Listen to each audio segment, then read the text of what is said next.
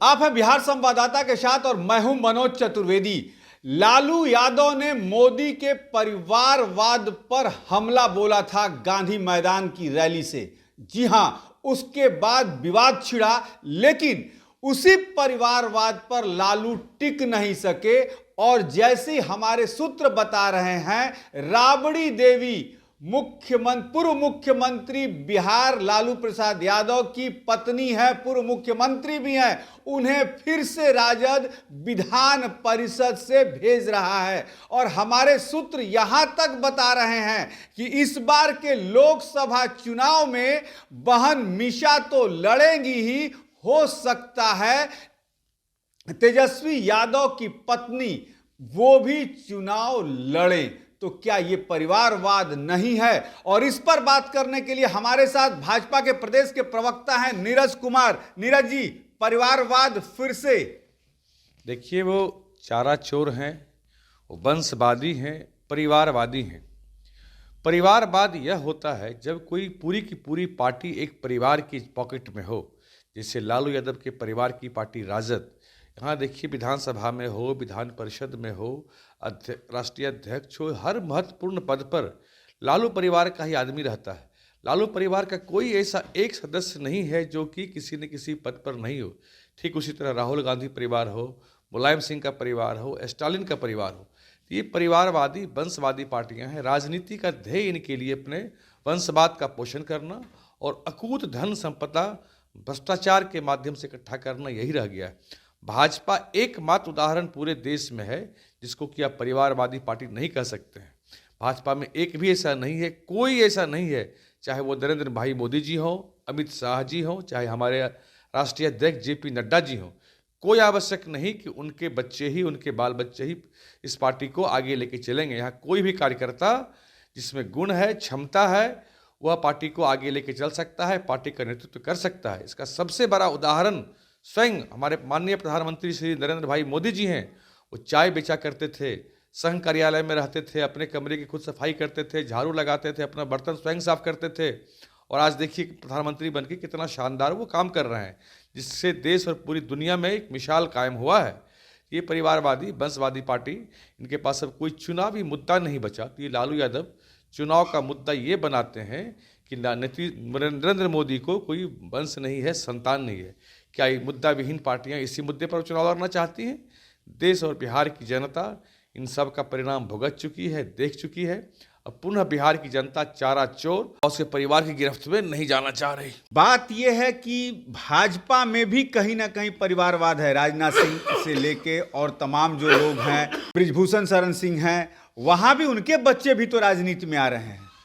देखिए, यहाँ किसी का बेटा अपने मेहनत के दम पर, अपनी कार्यकुशलता के दम पर मंडल अध्यक्ष, पंचायत अध्यक्ष, जिला स्तर से अपनी राजनीति शुरू करता है, तो उसको परिवारवाद नहीं कहते। मैंने पहले ही कहा, परिवारवाद वह है जहाँ की पूरी पार्टी किसी परिवार के पॉकेट में है।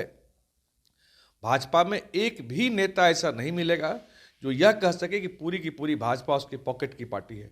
हाँ, यहाँ किसी का राजनीति क्यों, किसी भी क्षेत्र में अगर कोई अपने कर्तव्य के बल पर, अपने गुण के बल पर आगे बढ़ता है तो उसका स्वागत करना चाहिए।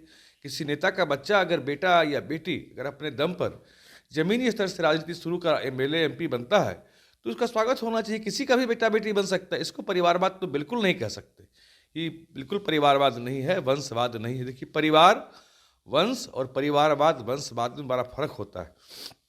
आरजेडी के लोग परिवार और परिवारवाद में उनको फर्क नहीं पता है, वंश और वंशवाद में फर्क नहीं पड़ा है, वो वंशवाद करते हैं। हाँ ठीक है, किसी का बेटा, डॉक्टर का बेटा कभी डॉक्टर हो जाता है तो उसको परिवारवाद वंशवाद नहीं कहते। किसी वकील का बेटा वकील हो सकता है, डॉक्टर हो सकता है, तो उसको परिवारवाद वंशवाद नहीं कह सकते। वो अपनी क्षमता के आधार पर आगे आता है। उसी तरह से यहाँ भी कुछ लोगों के बेटे आए हैं अपने क्षमता के आधार पर और नीचे से संघर्ष करते हुए ऊपर तक आए हैं, अपनी पहचान बनाते हुए। सीधे थोपे कोई नहीं गए हैं यहाँ पर बीजेपी में। थोड़ा सा इससे परिवारवाद से हट के सवाल कर लेते हैं, कब तक टिकट, बिहार की लिस्ट कब तक फाइनल, कितने सीट पे भाजपा? अब चुनाव समिति की बैठक चल रही है, यह बहुत जल्द मुझे लगता है कि 1-2 दिनों में बड़ा स्पष्ट हो जाएगा। आज से कल तक स्पष्ट हो जाएगा कि क्या होगा और इसके लिए कितनी सीटों पर भाजपा। भाई साहब, ये चुनाव समिति की बैठक चल रही है। न इतनी भोली भाली पार्टी भाजपा है और न ही इतना भोला भाला प्रवक्ता मैं हूँ कि चुनाव समिति के अभियान के पहले मैं इस बात को खोल के यहाँ रख दूं। चुनाव समिति की हमारी बैठक चल रही है, पार्लियामेंट बोर्ड की बैठक चल रही होगी, उसके बाद सबको मालूम सही समय पर ये हो जाएगा। चिराग पासवान को राहुल गांधी ने ऑफर किया है 10 सीटों पे आ जाइए लड़ने के लिए। अरे राहुल गांधी को तो मालूम है ना कि 2024 का चुनाव उनको जीतना है नहीं, तो वो 10 क्या वो 500 सीट का ऑफर कर दे, उनको तो मालूम ही है। तो उनको हकीकत पता। उपेंद्र कुशवाहा जी सब ने तो आज भी बयान दिया है, कल भी बयान दिया है कि एनडीए एकजुट था, एकजुट है, एकजुट उपेंद्र रहेगा। कुशवाहा को आज फिर से मनाने के लिए आपके सांसद संजय जायसवाल को, प्रदेश के अध्यक्ष भी रहे संजय जायसवाल को, उनके घर जाना पड़ा है। कहीं ना कहीं मतभेद तो नीरज जी निश्चित तौर पे है। क्या पहली बार उनके घर कोई गए हैं क्या? ये हमेशा से जाते रहे हैं, वो भी आते रहे हैं, ये कोई पहली बार नहीं है। तय मानिए एनडीए में कहीं कोई मतभेद नहीं है।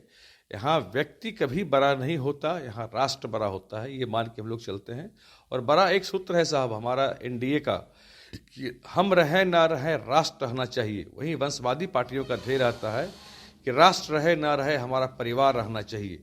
तो एक मूल सिद्धांत में फर्क है, इसलिए यहाँ पर राष्ट्र प्रथम है और उसके लिए यहाँ व्यक्ति विशेष का कोई बहुत महत्व नहीं रह जाता। नीरज जी, चिराग पासवान अभी तक जो है किसी भी स्टेज से ये नहीं कहे हैं कि मैं एनडीए का हिस्सा हूं। यहां तक कि प्रधानमंत्री 2 बार बिहार आ चुके, सप्ताह दिन के अंदर चिराग पासवान को निश्चित तौर पर न्योता गया होगा, लेकिन चिराग पासवान ने स्टेज शेयर नहीं किया पीएम के साथ। आप लगता है शायद बहुत अपडेट नहीं है। कल भी चिराग पासवान जी की पार्टी की बैठक हुई, उनके नेता ने स्पष्ट रूप से कैमरों के सामने कहा, ट्वीट किया, सोशल मीडिया पर डाला कि एनडीए के साथ थे, रहेंगे। स्वयं चिराग पासवान जी ने कल ही ट्वीट किया है एनडीए के साथ थे, एनडीए के साथ रहेंगे। बात कर रहा हूं कि स्टेज शेयर की बात में क्या है कि जहां जहां माननीय प्रधानमंत्री मोदी जी का कार्यक्रम हुआ, वहां वहीं के सांसद विधायक उपस्थित थे। जिन क्षेत्रों की योजनाओं का शिलान्यास, लोकार्पण अथवा उद्घाटन माननीय मोदी जी ने किया, बाकी सभी लोग अपने अपने काम में लगे थे। तो इसलिए देखिए, माननीय नीतीश कुमार जी भी